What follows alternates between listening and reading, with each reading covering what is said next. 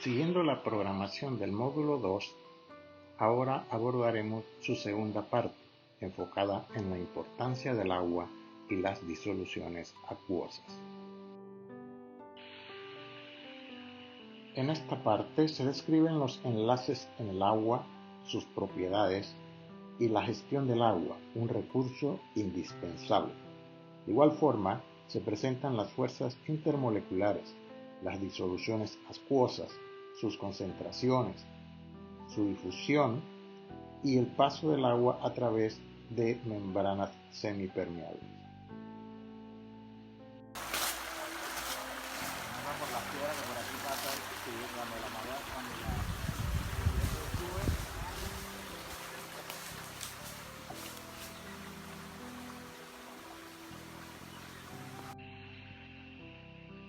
Agua, líquido fantástico. Te preguntamos, ¿cuál es tu huella de agua? Si no tienes respuesta ahora, la responde luego que hagas la actividad correspondiente. Por su masa molar, el agua debería ser un gas a temperatura ambiente, como el amoníaco o el metano, compuestos con masas similares. La gráfica presentada nos muestra este comportamiento anómalo explicado por los enlaces de hidrógeno entre sus moléculas. De manera análoga, su estado líquido a temperatura ambiente es reflejo de los enlaces de hidrógeno entre sus moléculas y de su menor densidad al estado sólido, que ocasiona que el hielo flote sobre el agua líquida, comportamiento contrario a otros compuestos.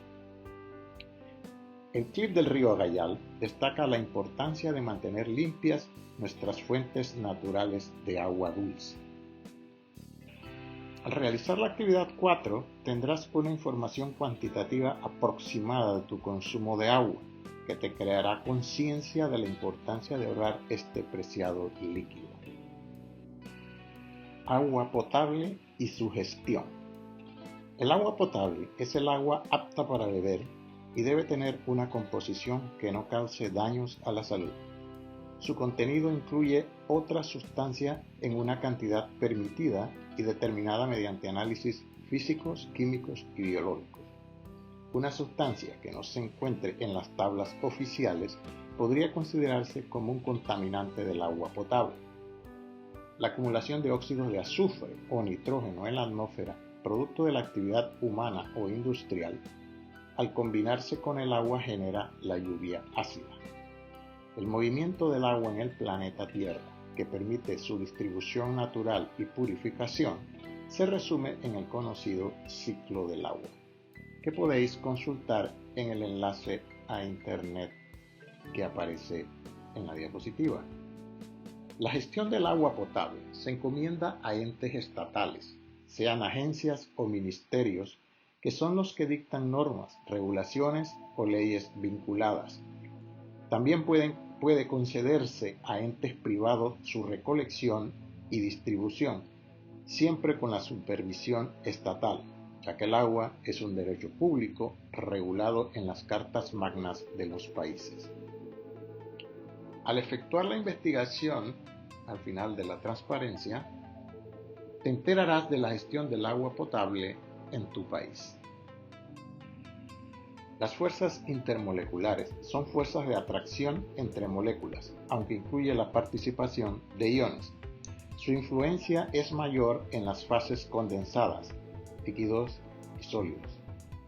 Las figuras que se presentan a la derecha de la diapositiva muestran ejemplos de distintas fuerzas intermoleculares, entre ellas las fuerzas ion-dipolo, se da entre iones y moléculas polares.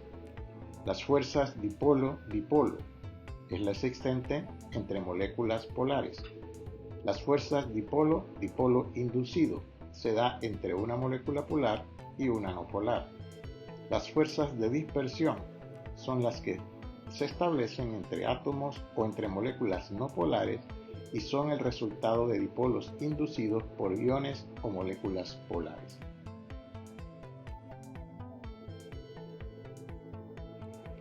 Las figuras muestran ejemplos específicos de fuerzas intermoleculares entre variadas especies: catión sodio, agua, metanol, cloroformo.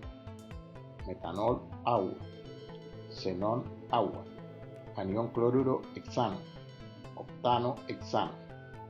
Los valores entre paréntesis nos permiten establecer la magnitud de las fuerzas para cada ejemplo.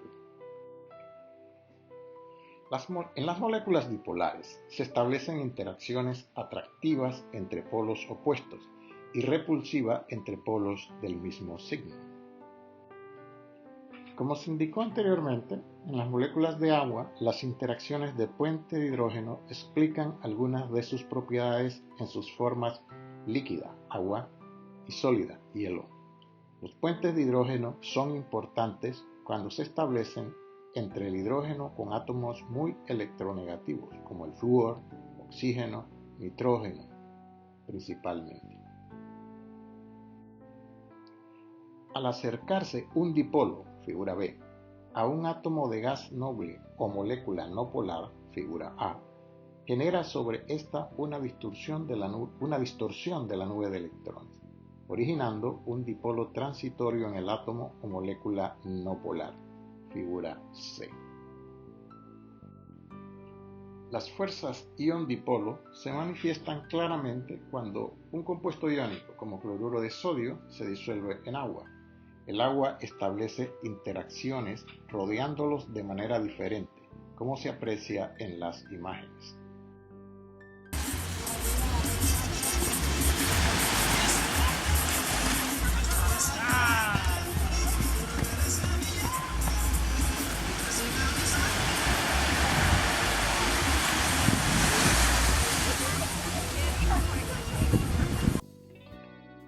Muchos procesos celulares ocurren en disolución acuosa. Una disolución es una mezcla homogénea de dos o más componentes. Tradicionalmente se define como soluto el componente presente en menor cantidad y como disolvente el que está en mayor cantidad. Atendiendo al estado físico original de los componentes, se tienen disoluciones de gas en gas, como el aire, gas en líquido, dióxido de carbono en agua, líquido en líquido, bebidas alcohólicas, sólido en líquido, agua salada o agua azucarada, y sólido en sólido, como las aleaciones. A nivel molecular, el proceso de disolución ocurre porque las moléculas de agua rodean los iones o moléculas de soluto, proceso conocido como solvatación, o en el caso del agua, hidratación. El mar es un ejemplo de disolución acuosa con una gran cantidad de solutos diversos disueltos en agua. Un soluto se disuelve en un disolvente cuando las fuerzas de atracción soluto-disolvente son más fuertes que las fuerzas soluto-soluto o disolvente-disolvente, dando lugar a la solvatación. El proceso de solvatación con sales involucra la disociación en sus iones, dando lugar a una disolución electrolítica. Con solutos no polares no ocurre disociación y la disolución resultante no es un electrolito. En algunos casos, los solutos moleculares se disuelven y la disociación es parcial, originando una disolución electrolítica débil. La concentración de una disolución es la relación cuantitativa de la cantidad de soluto presente en una cantidad determinada de disolución o disolvente. Las unidades de concentración se definen de acuerdo a cómo se expresen las medidas del soluto y de la disolución o disolvente. Por tanto, hay diversas unidades de concentración.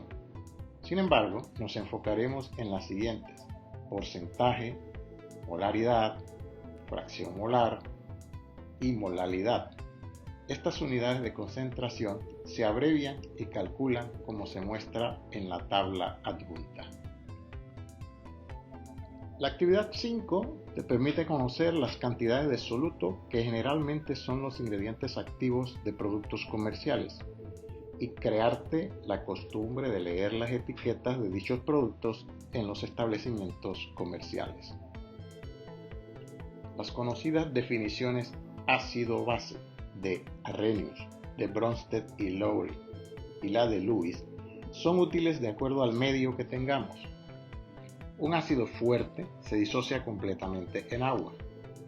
uno débil, se disocia parcialmente estableciendo un equilibrio entre su forma disociada y su forma molecular, que se indica con una doble flecha. De manera similar, una base fuerte se disocia completamente en agua, mientras que una débil lo hace parcialmente. Las reacciones presentadas con modelos en 3 dimensiones muestran la formación de disoluciones acuosas de cloruro de hidrógeno y de ácido acético y de amoníaco.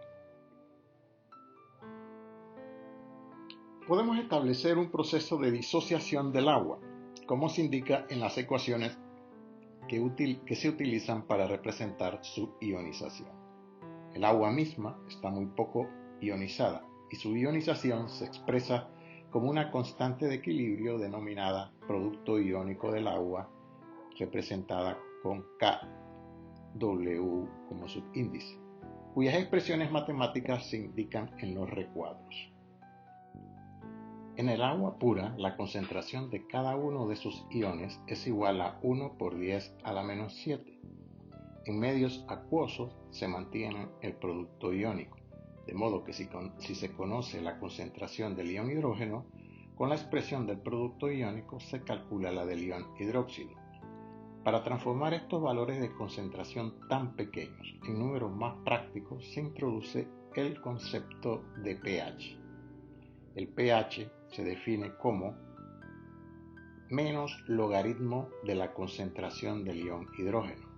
Es incorrecto decir logaritmo negativo de la concentración del ion hidrógeno porque no hay logaritmo negativo de acuerdo a lo aprendido en matemática. Los recuadros son expresiones matemáticas para calcular el pH o las concentraciones del ion hidrógeno. La tabla adjunta muestra el pH de productos comunes y su clasificación como ácidos o bases.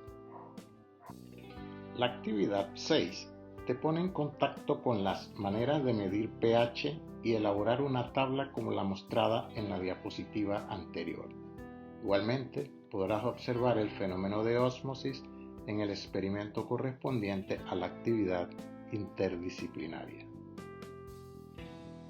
La ósmosis es el paso selectivo de moléculas de disolvente a través de una membrana porosa, desde una solución diluida hacia una de mayor concentración.